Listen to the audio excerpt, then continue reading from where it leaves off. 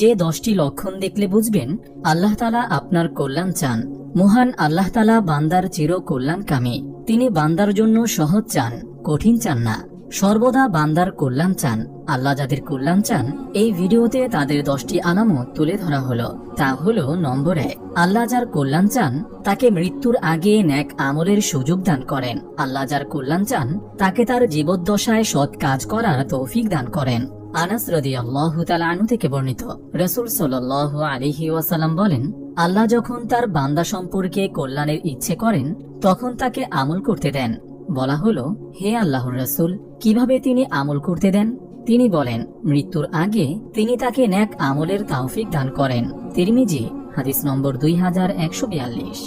নম্বর 2, আল্লাহ যার কল্যাণ চান তার অন্তরকে ইসলামের জন্য উন্মুক্ত করেন। পবিত্র কোরআনে এসেছে, যার বক্ষকে আল্লাহ তাআলা ইসলামের জন্য উন্মুক্ত করে দিয়েছেন, অতঃপর সে তার রবের দেওয়া জ্যোতির মধ্যে আছে। সূরা জুমার আয়াত 22। নম্বর 3, আল্লাহ তাআলা যার কল্যাণ চান তাকে বিপদ আপদের সম্মুখীন করেন।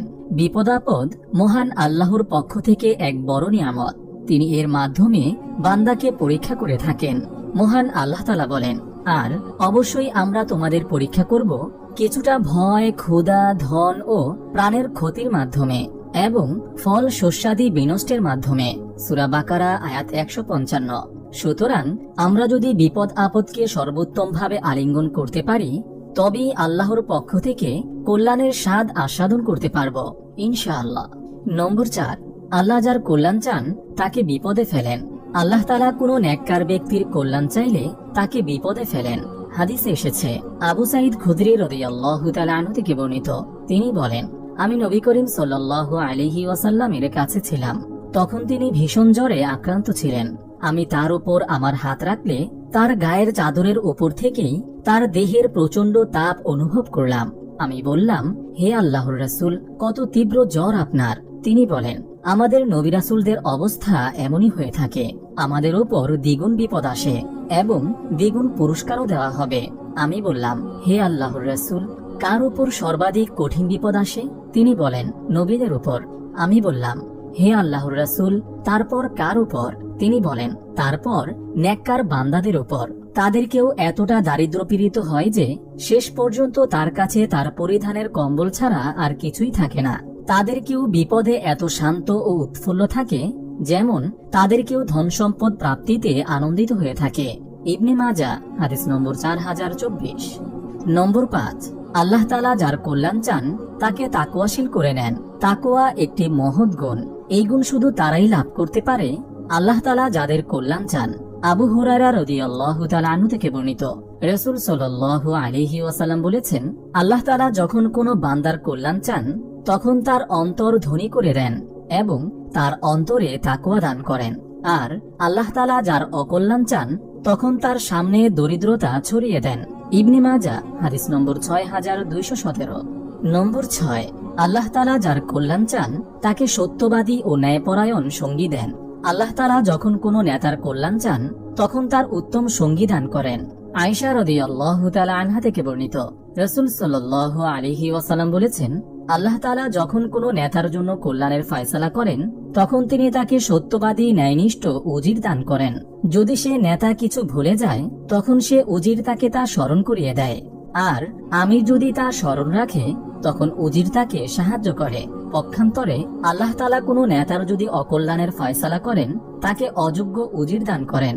ফলে যখন সে নেতা কিছু ভুলে যায় তখন সে উজির তাকে তা স্মরণ করিয়ে দেয় না, আর নেতা যদি স্মরণ রাখে তখন সে তাকে সাহায্য করে না।